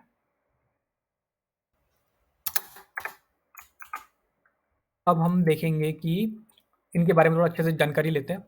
पहले हम बात करते हैं सूडो क्लास की। तो ये क्या करता है, हमारे जो एलिमेंट है उसके स्पेसिफिक स्टेट को बताता है कि उसका स्पेसिफिक स्टेट को स्टाइल कैसे करेंगे हम। तो इसको एक्चुअली हम पहले पढ़ चुके हैं। जो हमारा सूडो क्लास है, हमने कुछ टाइम पहले पढ़ा था, ये चीज़ लिंक पढ़ा था। उसमें हमने पढ़ा था कि ए और कॉलन लगा के आप उसका स्टेट बता सकते हो। तो इससे ये भी एक तरीके का सूडो क्लास ही है। ये जो हम पढ़ रहे थे इस टाइम पे, ये लिंक स्टे विजिटेड हो गया, होवर हो गया और एक्टिव हो गया। ये क्या है? एक तरीके की स्टेट है हमारे लिंक की, कि जब लिंक पेज रीलोड हुआ है, पेज को आप विजिट कर चुके हो, आपने उसके ऊपर होवर करा है लिंक के ऊपर, तो वो क्या है, एक स्पेसिफिक स्टेट है हमारे उस एलिमेंट की। तो अब हम इसके बारे में थोड़ा डिटेल में पढ़ेंगे। ज़्यादा डिटेल में नहीं पढ़ेंगे ऑफ कोर्स। कहाँ गया? ये रहा, सूडो क्लास। तो हमने पहले समझ लिया कि जब भी हम सिंगल कॉलन लगाएंगे तो वो क्या होती है हमारी सूडो क्लास। हमारे पास डिफरेंट डिफरेंट तरीके की सूडो क्लास होती है, मतलब बहुत सारी। मेरे पास यहाँ पे लिस्ट है, मैंने बना रखी है। वैसे बहुत सारी होती हैं, सारी भी नहीं है, लेकिन देखो एक पेज में पूरी इतनी सारी हमारे पास सूडो क्लास होती हैं, और उनको हम डिफरेंट डिफरेंट स्टेट सेलेक्ट करने के लिए कर सकते हैं किसी एलिमेंट का। जैसे कि इसमें मैं किसी अगर एग्जांपल लूँ, तो मैं दो के एग्जांपल लूँगा। एक मैं लूँगा होवर वाला, और दूसरा मैं लूँगा, ये कहाँ गया, एनथ चाइल्ड वाला। ये दो बहुत फेमस हैं, तो इन दोनों को मैं लेता हूँ। पहले मैं होवर वाला सूडो क्लास दिखाएंगे हम, कि होवर वाला सूडो क्लास कैसे काम करता है। नॉर्मल सा मैं एक डिफ बनाऊंगा, फिर से वही डिफ की कहानी। डिफ बनाऊंगा, डिफ को मैं थोड़ा स्टाइल करूंगा, मैं उसे एक हाइट दे देता हूँ, मैं उसे एक विड्थ दे देता हूँ, 400 पिक्सल की हाइट, 400 पिक्सल की width, background colour red, border होगा इसका 4 पिक्सल सॉलिड ब्लैक। अगर मैं अब जाऊंगा अपने वेब पेज पे, तो मेरे पास एक, चलो उसका थोड़ा बॉर्डर और बढ़ा देते हैं, 5 पिक्सल। ठीक है, तो मेरे पास एक रेड बॉक्स आ गया, डिव है मेरा नॉर्मल सा, उसको मैंने कुछ हाइट और विड्थ दे रखी है, और उसका बैकग्राउंड कलर मेरा रेड है। अब मैं क्या करूँगा, अपनी सूडो क्लास सेलेक्टर यूज़ करूँगा। तो उसको लिखने के लिए मुझे क्या करना है, पहले मुझे अपना वो सेलेक्टर लिखना है जो कि मेरा डिव है। अब मैं लिखूँगा सूडो क्लास, एक सिंगल कॉलन लगा के, और सूडो क्लास का नाम, तो मैं कौन सा यूज़ कर रहा हूँ अभी, होवर। नॉर्मल सा जैसा हम स्टाइल लिखते हैं। तो देखो अब जब मैंने ये चीज़ लिख दी है, तो ये कहेगा कि जब आप मुझे होवर करोगे तो मेरे साथ क्या होना चाहिए। तो मैं same to same style copy कर लूँगा, बस थोड़ी चीज़ें चेंज करूँगा। मैं इसकी हाइट और विड्थ छोटी कर दूँगा एकदम 200-200। अब बैकग्राउंड कलर मैं चेंज कर दूँगा जब होवर होना चाहिए, जैसे कि ब्लू होना चाहिए इसका, और इसको मार्जिन दे देना 200 पिक्सल की। अब अगर मैं अपने वेब पेज में जाऊँगा तो देखो नॉर्मल सा वही है। मेरा एक डिव है। अब मैं जैसे ही उसको होवर करूँगा, तो जो मेरी होवर वाली क्लास है वो एक्टिवेट हो जाएगी, जो मेरा होवर वाला सूडो एलिमेंट है। मेरा माउस यहाँ पे है अभी। अब मैं ले गया, देखो उसने फ़ौरन चेंज कर दिया। मैं वहाँ से हटाऊँगा, दोबारा वैसे ही हो जाएगा। मैं दोबारा ले गया, वो वैसे ही हो जाएगा। और ये ऐसा नॉर्मल सा एक आप एनिमेशन टाइप बना सकते हो अगर चाहो तो। तो ये है मेरी एक होवर सूडो क्लास। अब हम और क्लास के बारे में बात करेंगे, और दूसरी है एनएस चाइल्ड। ओहो! इसमें मैं यूज़ नहीं कर सकता एनएस चाइल्ड, बड़ी दुःख की बात है। इसको मैं हटा के सेव कर देता हूँ। अब हम पढ़ेंगे किसके बारे में? अब हम पढ़ेंगे nth चाइल्ड सूडो क्लास के बारे में। वैसे तो बहुत सारी क्लास है, अगर मैं सबको दिखाने बैठ जाऊँगा तो 1-2 घंटे तो इसी लेक्चर में लग जाएँगे फिर। तो मैं नहीं करता हूँ, जो मेरी जो कि फ़ेमस सूडो क्लास है मैं उनको दिखा देता हूँ। nth चाइल्ड के लिए मैं क्या करता हूँ, ये किसी भी स्पेसिफिक पार्ट को स्पेसिफिक स्टेट को सिलेक्ट करता है ना, तो मैं क्या करता हूँ, एक लिस्ट बनाता हूँ यूएल, उसमें मैं li लेता हूँ कम से कम 10, और उन सब में मैं एक साथ ऑल्ट दबा के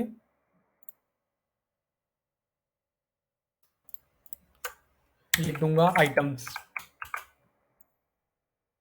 अब अगर मैं अपने वेब पेज में जाऊँगा तो नॉर्मल सा मेरे पास एक यूएल की लिस्ट बन गई है, और उसमें मेरे पास आइटम्स हैं। तो अब हम देखते हैं कि हम कैसे यूज़ कर सकते हैं। अब हम देखेंगे हम कैसे यूज़ कर सकते हैं एनएस चाइल्ड। तो एनएस चाइल्ड कुछ वही है, सीधी सी बात पहले जैसा, कि पहले क्या है, मुझे एल आई सेलेक्ट करना है, और फिर मुझे लिखनी है अपनी सूडो क्लास। तो उसके लिए सिंगल कॉलन और उस क्लास का नाम, तो वो है nth चाइल्ड। तो ये रही nth चाइल्ड, और इसके आगे नॉर्मल सा जैसे हम वो करते हैं, कोई भी सी एस एस लगाएंगे अपनी। तो मैं सिर्फ एक छोटी सी सी एस एस लगाता हूँ, लिखता हूँ बैकग्राउंड कलर ब्लू वॉयलेट। तो देखो जो मेरा ये पैरेंथेसिस है, मुझे वहाँ पे लिखना है कि कौन से नंबर पे। मैं लिखूँगा नंबर 1, सेव करूँगा। अब आऊँगा तो देखूँगा जो मेरा आइटम नंबर 1 है वो मेरा पर्पल हो चुका है। ऐसे ही मैं अगर यहाँ पे लिखूँगा नंबर 9, तो नंबर 9 हो जाएगा। देखो नंबर 9। ऐसे ही अगर मैं यहाँ पे लिखूँगा 5, मतलब जो भी मैं नंबर लिखूँगा यहाँ पे वो कलर हो जाएगा। देखो नंबर 4 या 5 जो भी है वो हो गया। अब इसके और वेरिएंट्स होते हैं। एक होता है इसका nth लास्ट चाइल्ड। देखो अगर अभी मैं सेलेक्ट कर रहा हूँ 5, तो ये कहाँ ऊपर से 5वें नंबर पे आ रहा है।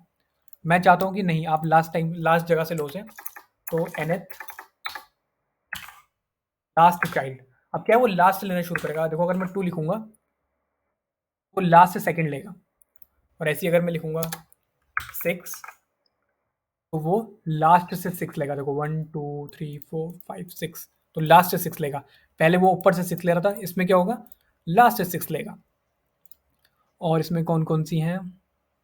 ओके, काफ़ी हैं इसमें तो। इसको हम इसमें ऐसा भी लिख सकते हैं, जैसे देखो मैं यहाँ पे लिखूँ nth चाइल्ड, nth चाइल्ड और अंदर मैं लिख दूँ इवन। तो अब क्या करेगा, वो जितने भी आपके इवन है उनको कलर कर देगा। और ऐसे ही अगर यहाँ पे आप ऑड लिख दोगे, वो क्या करेगा, जितने भी ऑड है उनको कलर कर देगा। या फिर आप कुछ वो भी बना सकते हो उसमें पैटर्न, जैसे कि 2n, क्या है, जितने भी 2n होंगे उनको करेगा। देखो फर्स्ट सेकंड 2n। ऐसे ही आप इसे 3n बना सकते हो, हर तीसरे को करेगा वो। ऐसे ही आप इसमें मतलब कोई भी बना सकते हो। 5n करोगे तो हर 5 को करेगा वो, देखो हर 5 को। तो ऐसी नॉर्मल था ये nth चाइल्ड और nth लास्ट चाइल्ड। तो ये होता है हमारा सूडो क्लास, जो कि हमारी nth चाइल्ड होती है, बहुत फेमस है, बहुत जगह यूज़ होती है। तो और भी काफ़ी सारे हैं, अभी हम इन सबको देख नहीं रहे क्योंकि नॉर्मल से हैं, मतलब हो ही जाएगा इनमें कुछ ना कुछ काम। ठीक है, हम इनको बाद में देख सकते हैं, मतलब ऐसी कोई बहुत बड़ी बात नहीं है। और हमने मेन थे वो हमने देख लिए। अब हम बात करेंगे सूडो एलिमेंट की। तो सबसे पहले तो काम यही है कि जो जितनी भी इंफॉर्मेशन लिखी है सब पढ़ लेना। बड़ी मेहनत से लिखी है मैंने वैसे भी। हाँ, आगे बढ़ते हैं। तो जो हमारा सूडो एलिमेंट है वो क्या करता है, हमारे जो एलिमेंट है, जो हमारा सूडो एलिमेंट जो सिलेक्टर है वो क्या करता है, हमारे एलिमेंट के स्पेसिफिक पार्ट को सिलेक्ट करता है। जैसे कि हमारे पास यहाँ पे लिस्ट है, ये बहुत छोटी लिस्ट है, पता नहीं क्यों। बहुत सारे होते हैं आई थिंक, लेकिन इतने सारे नहीं होते, लेकिन ये कम होते हैं। ये क्या करता है, हमारे किसी एलिमेंट के स्पेसिफिक पार्ट को सिलेक्ट करता है। तो मैं एक एग्जांपल लेता हूँ। मैं क्या करता हूँ, पहले ये सब हटाता हूँ, सेव करता हूँ और ये भी हटा देता हूँ। मैं यहाँ पे एक पैराग्राफ टैग लिखता हूँ, उसमें लिखता हूँ लॉरेम 200। तो मेरे पास 200 वर्ड्स जनरेट हो चुके होंगे मेरे यहाँ पे। अब अगर मैं आऊँगा अपने पास दोबारा, तो इसमें हम क्या देखते हैं, ये देखते हैं फर्स्ट लेटर वाला। तो हम कौन सा सेलेक्टर यूज़ करेंगे, सूडो एलिमेंट हम यूज़ करेंगे कौन सा वाला, फर्स्ट लेटर वाला। मैं भी भूल जाता हूँ बीच बीच में। तो पहले पी लिखूंगा और फिर मुझे सूडो एलिमेंट लेना है, तो मुझे दो दो कॉलम लगाने पड़ेंगे, पहला और दूसरा। अब मैं इसके बाद जो भी नाम लिखूंगा किसका, सूडो एलिमेंट का, जो कि है फर्स्ट लेटर। और इसमें जैसे हम नॉर्मल सा अपना वो लगाते हैं, सी एस एस लिखते हैं, तो मैं इसमें लिखता हूँ फॉन्ट साइज। इसका मतलब क्या है कि अब वो क्या करेगा, जो मेरा पैराग्राफ है उसका जो पहला लेटर है उसका फॉन्ट साइज कर देगा 30 पिक्सल। देखो यहाँ पे उसने 30 पिक्सल कर दिया। तो ये है मेरी एक सूडो एलिमेंट। देखो अगर वैसे मैं नॉर्मली करता ना तो मुझे बहुत मेहनत लगती है करने में। तो सी एस एस बहुत हमारी महान है, तो उसने हमें बहुत सारी चीज़ें दे रखी हैं अलग अलग चीज़ को अलग अलग सेट करने के लिए। तो ये हो गया हमारा फर्स्ट लेटर। अब हम देखेंगे फर्स्ट लाइन कैसे काम करता है। फर्स्ट लाइन ऑफ कोर्स नाम से पता चल रहा है वो पहली पूरी लाइन को कवर कर देगा। तो मैं इसी के नीचे लिख के आता हूँ पी, और दो कॉलम्स लगाता हूँ और लिखता हूँ फर्स्ट लाइन। फर्स्ट लाइन को क्या करो कि आप बैकग्राउंड कलर दे दो येलो। अब देखो मैं अगर करूँगा तो वो क्या करेगा, जो पहली लाइन थी तो उसने उसको येलो कर दिया पूरा। तो ऐसे ये हमारी काम करती है, ऐसे हमारा काम करता है सूडो एलिमेंट। तो इसमें कोई एक और देख लेते हैं, सिलेक्शन वाला देख लेते हैं। तो सिलेक्शन वाले से क्या होता है, देखो अभी मैं सिलेक्ट करूँगा तो नॉर्मली क्या होता है वो ब्लू हो जाता है। आप इसको भी चेंज कर सकते हो, ये जो आप सिलेक्शन कर रहे हो देखो ये टेक्स्ट का। तो मैं इसमें क्या करूँगा, दोबारा नीचे आऊँगा और लिखूँगा यहाँ पे पी सिलेक्शन। Okay, selection. और मैं इसमें करूँगा कि जब आप सिलेक्ट करो तो बैकग्राउंड कलर क्या हो, कोई लाइट कलर मिल जाता तो अच्छा होता, लाइट ग्रीन हो जाए। बस इतना ही करता हूँ, और सीएसएस में लगा सकता हूँ लेकिन लगा नहीं रहा। देखो अब मैं जब सिलेक्ट करूँगा देखो लाइट ग्रीन होना शुरू हो जाएगा। अब मैं अगर अपना कर्सर से उसको सिलेक्ट करूँगा तो लाइट ग्रीन होना शुरू हो जाएगा। तो ऐसे ही हम सीएसएस से छोटे मोटे काम कर सकते हैं। तो बहुत ही बढ़िया चीज़ थी ये, मुझे तो बहुत सही लगती है ये सूडो क्लास और सूडो एलिमेंट। तो यहाँ पे हो गया हमारा सूडो क्लास और सूडो एलिमेंट खत्म।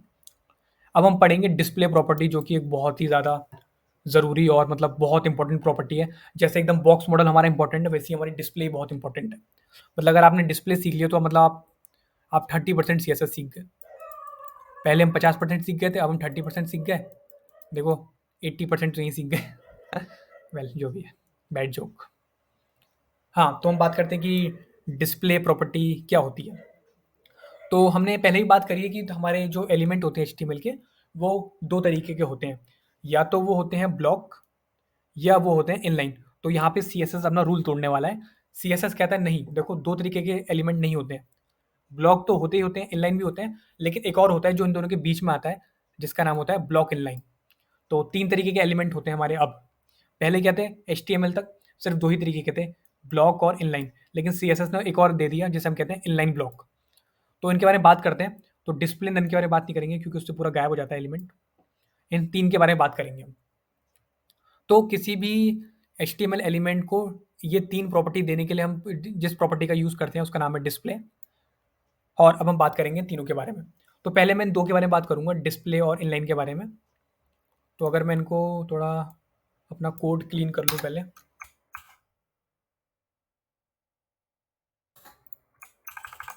हाँ, मैंने अपना कोड क्लीन कर लिया है। तो पहले बात करेंगे ब्लॉक एलिमेंट की। तो ब्लॉक एलिमेंट का सबसे अच्छा एग्जांपल है मेरा div element.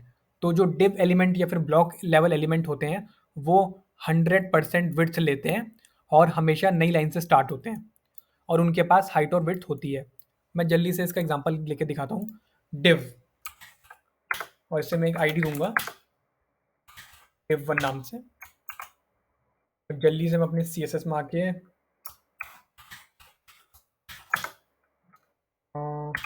Height width 200 pixel, चलो 300 ले लेते हैं।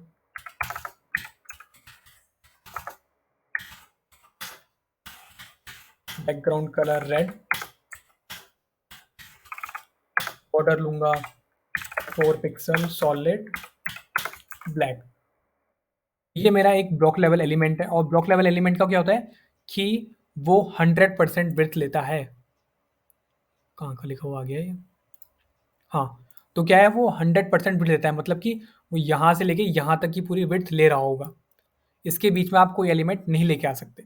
देखो अगर मैं कोई एलिमेंट लूंगा, जैसे कि मैं पी टैग लेता हूँ, देखो अगर मैं इसके आगे लिखने की कोशिश भी करूंगा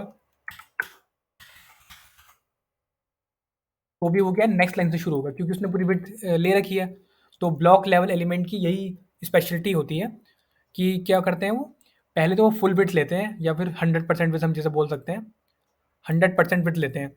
और कोई भी है तो कोई भी दूसरा एलिमेंट है तो वो नई न्यू लाइन से स्टार्ट होता है, और इनके पास हाइट और विड्थ होती है। तो हाइट और विड्थ तो हमने देख के दिखा दी, न्यू लाइन से स्टार्ट हो रहा है वो भी दिखा दिया, और 100% विड्थ है वो हमने पता चल गया। तो ये होता है हमारा डिव। अब हम बात करेंगे इनलाइन एलिमेंट की। ये रहा मेरा। तो अब इनलाइन एलिमेंट की मैं अगर बात करूँ तो इनकी फुल विड्थ नहीं होती है। तो इनकी विड्थ कितनी होती है, इनकी विड्थ उतनी होती है जितना इनका कंटेंट होता है, और ये नई लाइन से स्टार्ट नहीं करते हैं, और इनके पास हाइट और विड्थ नहीं होती है। सबसे बड़ी कमी इनकी यही होती है। तो हम इनको भी देखते हैं। डिव है मेरा। अब मैं स्पैन की बात करूंगा। स्पैन मेरा एक इनलाइन एलिमेंट है। तो अब इसके अंदर मुझे कंटेंट लेना पड़ेगा, जैसे कि लॉरेम 10 ना दिखेगा नहीं। तो मैंने ये ले लिया। अब मैं इसी के आगे एक और स्पैन ले लेता हूँ और इसमें लिखता हूँ लॉरेम अपना नाम लिख देता हूँ, शिवांग ले लिया। देखो तो क्योंकि ये इनलाइन एलिमेंट है तो ये एक ही लाइन में आएंगे क्योंकि ये इनलाइन एलिमेंट है। अब मैं जाऊंगा तो देखो शिवांग यहीं पे लिखा रहा है क्योंकि ये इनलाइन एलिमेंट है। स्पैन क्योंकि मेरा एक इनलाइन एलिमेंट है इसीलिए वो एक ही लाइन में आ रहा है, वरना वो नेक्स्ट लाइन से आता अगर डिव होता तो। लेकिन इनकी सबसे बड़ी खामी की है ये है कि हम इन्हें बैकग्राउंड कलर नहीं दे, ओ हाइट और विड्थ नहीं दे सकते। देखो अगर मैं स्पैन को सिलेक्ट करूँ और उसे बैकग्राउंड कलर दे दूँ रेड, तो देखो कलर तो ले लेगा।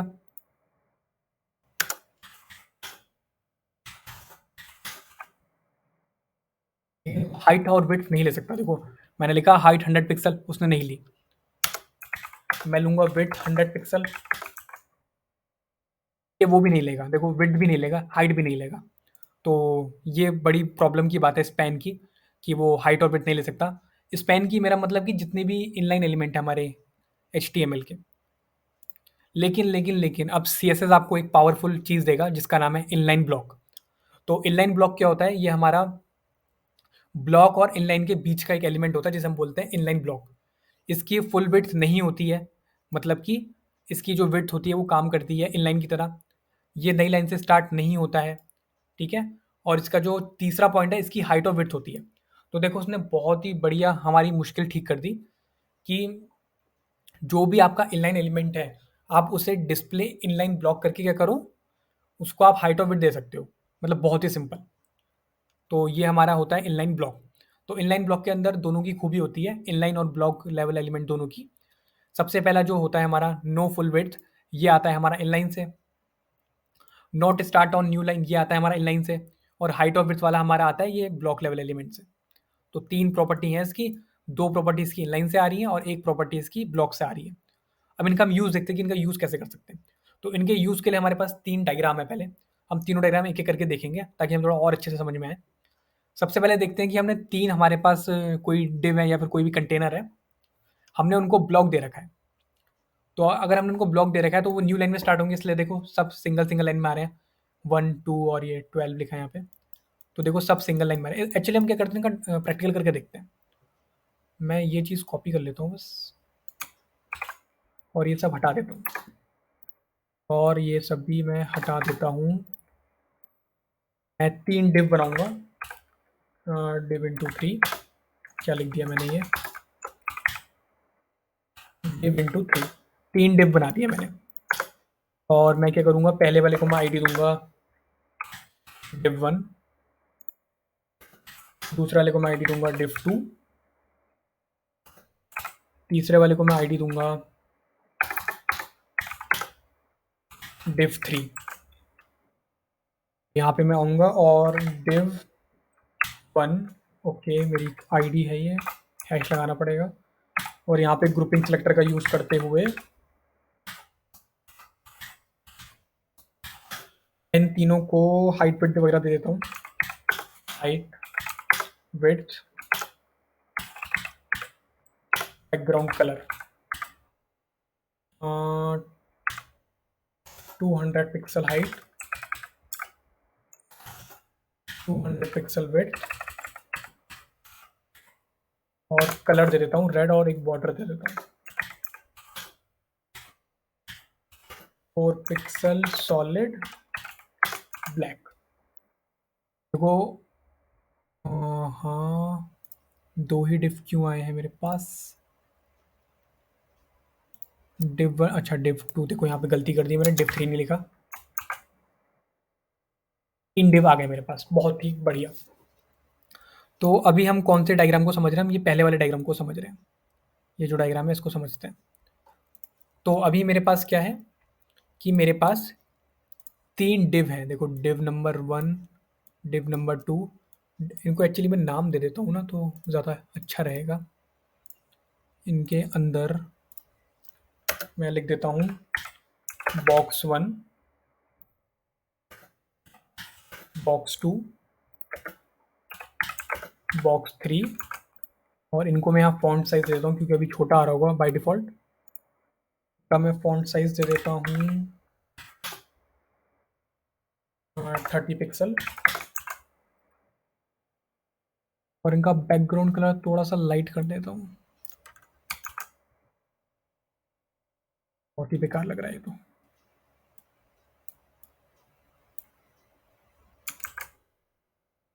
वेल जो भी है, बॉक्स है हमारे पास। तो हम किस बारे में बात कर रहे थे, भूल गया मैं।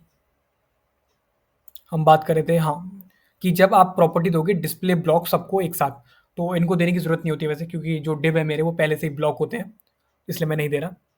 तो देखो मेरे पास 3 डिव हैं, div number 1, div number 2, div number 3। 3 मेरे ब्लॉक एलिमेंट हैं। तीनों का क्या है, जो डिस्प्ले है वो ब्लॉक है। तीनों का देखो जो डिस्प्ले मैंने कर रखा है, पहले ब्लॉक की बात कर रहे हैं। डिस्प्ले ब्लॉक में क्या होता है? डिस्प्ले ब्लॉक में क्या होगा कि जो मेरे तीनों कंटेनर हैं, वो 100% की विड्थ लेंगे, वो हाइट और विड्थ लेंगे। तो देखो जो मेरा बॉक्स नंबर 1 है उसने पूरी विड्थ ले रखी है, यहाँ से लेके यहाँ तक की। यहाँ पे कुछ नहीं आ सकता। ऐसे इसने भी ले रखी है, यहाँ से लेके यहाँ तक कुछ नहीं आ सकता। ऐसे ही ये तीसरे वाले ने ले रखी है, यहाँ से लेके यहाँ तक, यहाँ भी कुछ नहीं आ सकता। आप जो भी लिखोगे उसके आगे वो नेक्स्ट लाइन में ही आएगा, क्योंकि ये ब्लॉक लेवल एलिमेंट की प्रॉपर्टी होती है कि नेक्स्ट लाइन में आएगा और ये हाइट और ब्रेथ ले सकते हैं। तो पहला तो एग्जांपल हमारा ये है। अब हम देखेंगे दूसरा एग्जांपल कि अगर उन्हें मैं क्या कर दूं, डिस्प्ले इनलाइन कर दूं। तो जैसे ही मैं उन्हें डिस्प्ले इनलाइन करूंगा,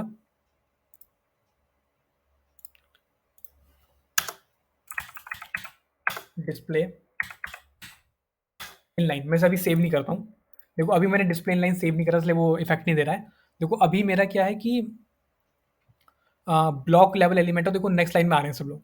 जैसे ही मैंने इनलाइन करूंगा ये सारे सेम लाइन में आएंगे, जैसे मेरी पीडीएफ में है, सेम लाइन में आएंगे। और जितना उनका कंटेंट है वो उतनी ही हाइट और विड्थ लेंगे।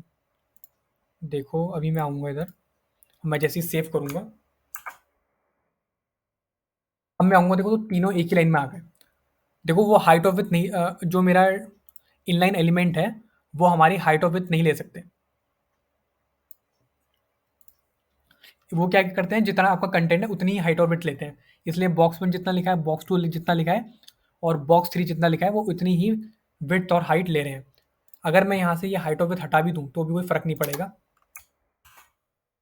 देखो अभी वो उतने के उतने ही है, क्योंकि वो इनलाइन एलिमेंट है, तो उनके अंदर जितना कंटेंट है उनकी हाइट और विड्थ उतनी ही होती है।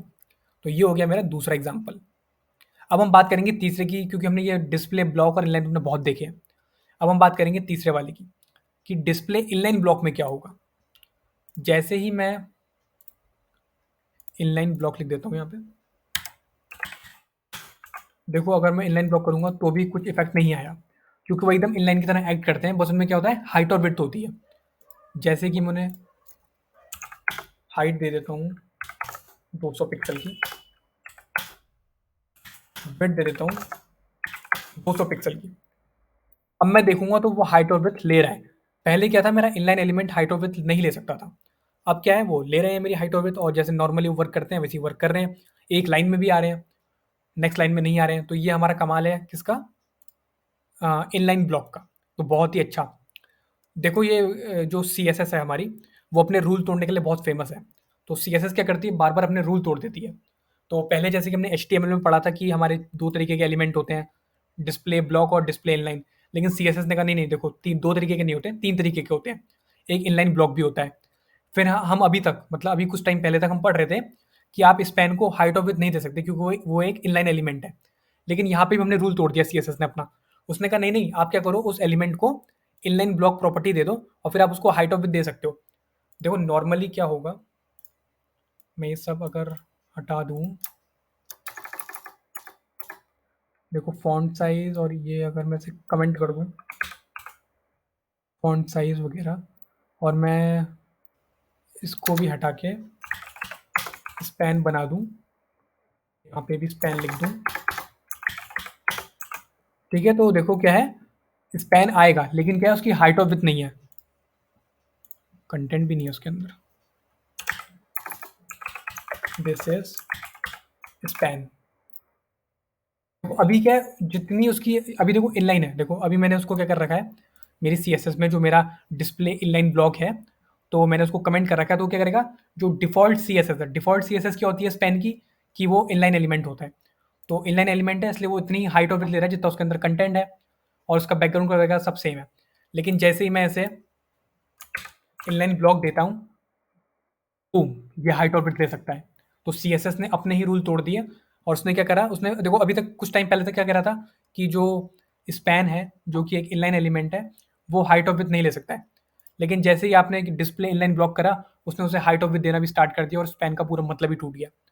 तो ऐसा छोटा-मोटा कन्फ्यूज़न और खतरनाक काम सीएसएस करता रहता है हमारे। तो ये बहुत ही अच्छा टॉपिक है डिस्प्ले, मतलब बहुत वाइडली यूज़ होता है ये। तो इसको बहुत अच्छे से देख लेना।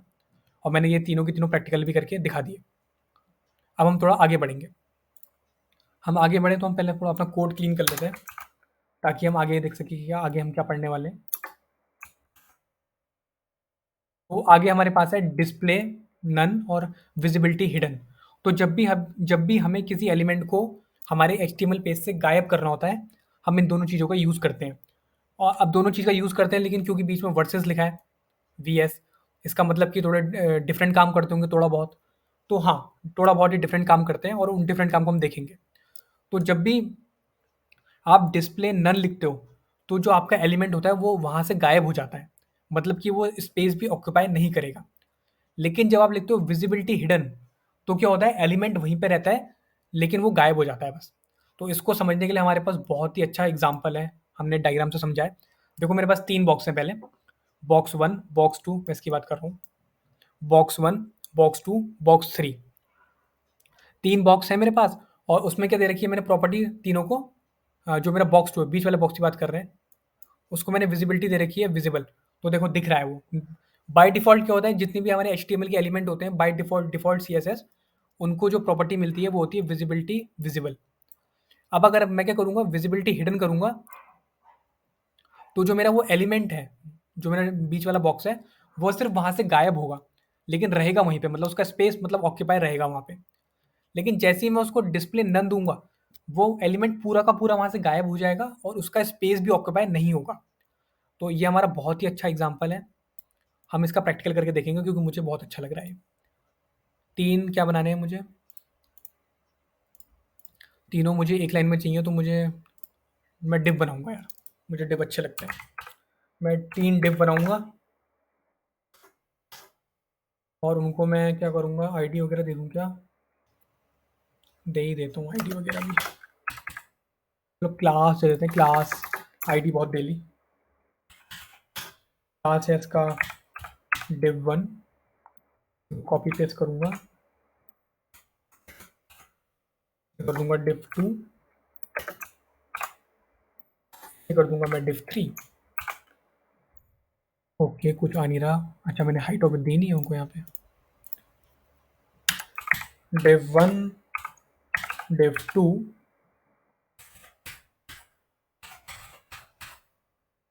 और है मेरा डिव 3। तो जल्दी से मैं क्या करूँगा, हाइट दूँगा, विड्थ दूँगा, कितनी दूँगा, ज़्यादा नहीं दूँगा, 200 पिक्सल, 200 पिक्सल। और इनको मैं डिफरेंट डिफरेंट बैकग्राउंड कलर देना चाहूँगा।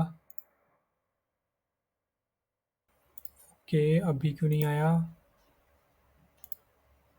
अच्छा, बैकग्राउंड कलर नहीं दिया मैंने। ओके, ये तो एक साथ बन गए हैं। बॉर्डर देना पड़ेगा, 4 pixel, solid, black.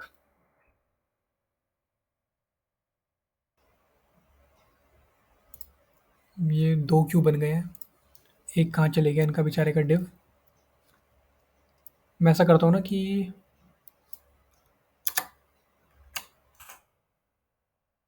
Div 1, div 2, div 3, इनको मैं अलग अलग स्टाइल करता हूँ, फालतू में हो नहीं रहा कुछ काम। आई थिंक डिव 1, और इनको मैं दूंगा हाइट, मैं दूंगा विड्थ, हाइट दूंगा, विड्थ दूंगा, बैकग्राउंड कलर दूंगा, बॉर्डर दूंगा। 200 पिक्सल की हाइट, 200 पिक्सल की विड्थ, रेड कलर, और 4 पिक्सल सॉलिड ब्लैक उसका। हाँ, तो ये मेरे पास आ गया। सेम टू सेम प्रॉपर्टी में कॉपी करूँगा इसे मैं diff2 कर दूंगा, प्रॉपर्टी कॉपी करूंगा, इसे मैं diff3 कर दूंगा। तो 3 मेरे पास div आ गए, मुझे नहीं पता पहले क्यों नहीं आ रहे थे। 3 मेरे पास div आ चुके हैं। तो क्योंकि ये सेम लाइन में नहीं आ रहे हैं तो उनको वही करना पड़ेगा, डिस्प्ले इनलाइन ब्लॉक कर देता हूँ ताकि मैंने हाइट और विड्थ भी दे सकूँ और ये एक लाइन में भी आए। कॉपी पेस्ट, कॉपी पेस्ट, बहुत ही बढ़िया। अब मैं इनको थोड़ा सा कलर चेंज कर देता हूँ इनका। एक को मैं लाइट ब्लू कर देता हूँ, एक को मैं येलोइश कर देता हूँ हल्का सा। तीनों मेरे चेंज हो गए और तीनों में मैं लिख देता हूँ कि कौन कौन से बॉक्स हैं। बॉक्स 1, बॉक्स 2, बॉक्स 3 और इनके अंदर का मैं फॉन्ट साइज कर दूंगा 34 पिक्सल।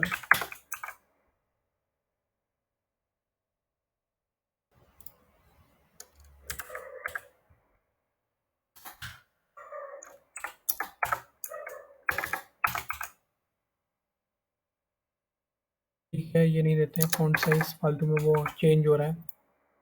हाँ, तो अब हम क्या करेंगे कि जो मेरा ये बीच वाला बॉक्स है, मैं उस पे अपनी डिफरेंट डिफरेंट प्रॉपर्टीज़ दे के दिखाऊँगा। जो मेरा बीच वाला है, सबसे पहले मैं क्या करूँगा, विजिबिलिटी विज़न, तो उसको देने की ज़रूरत नहीं है, बाय डिफ़ॉल्ट होती है। अगर मैं अपने पेज में राइट क्लिक करूँगा और मैं अपने बॉडी के अंदर आके देखूँगा तो ठीक है, देखो बाय डिफ़ॉल्ट होती है, इसमें दिख नहीं रही लेकिन होती है वो। तो इनको क्या है, पहले से विजिबल प्रॉपर्टी है इन सबके पास बाय डिफ़ॉल्ट। हम 2 प्रॉपर्टी जिनके बारे में बात कर रहे हैं, वो है हिडन और नन। तो देखो अगर मैं हिडन करूँगा, विजिबिलिटी हिडन, तो जो मेरा बॉक्स है वो गायब हो जाएगा लेकिन उसकी जगह वहाँ पे बनी रहेगी। देखो बॉक्स अभी भी है वहाँ पे, बस उसकी विजिबिलिटी गायब हो चुकी है। लेकिन जब मैं उसे नन कर दूंगा, डिस्प्ले नन आई मीन, इसको मैं हटा देता हूँ, सेव करूँगा, दोबारा ब्लॉक आ जाएगा। अब अगर मैं यहाँ पे लिखूँगा डिस्प्ले और नन, अब मैं अगर उसे सेव करूँगा, अब मैं देखूँगा तो देखो ब्लॉक क्या है, वहाँ से गायब तो हुआ ही हुआ, मतलब कि विजिबिलिटी तो उसकी गई, लेकिन जो उसने स्पेस ऑक्यूपाई करा था वो भी चले गया। तो ये जो मेरा डायग्राम है इसमें हमने यही बताया है। जब आप विजिबिलिटी हिडन लिखोगे तो क्या है, वो गायब हो जाएगा लेकिन उसकी जगह बनी रहेगी, मतलब कि स्पेस वो ऑक्यूपाई करेगा। और अगर तीसरा अगर आप देखो, तो अगर उसमें आपने डिस्प्ले नन कर दिया तो क्या है, उसकी विजिबिलिटी भी गायब हो जाएगी और जो उसने स्पेस ऑक्यूपाई करा है वो भी गायब हो जाएगा। इसीलिए जो बॉक्स 3 है वो खिसक के यहाँ को आ गया है। तो ऐसे हमारी काम करती है डिस्प्ले नन।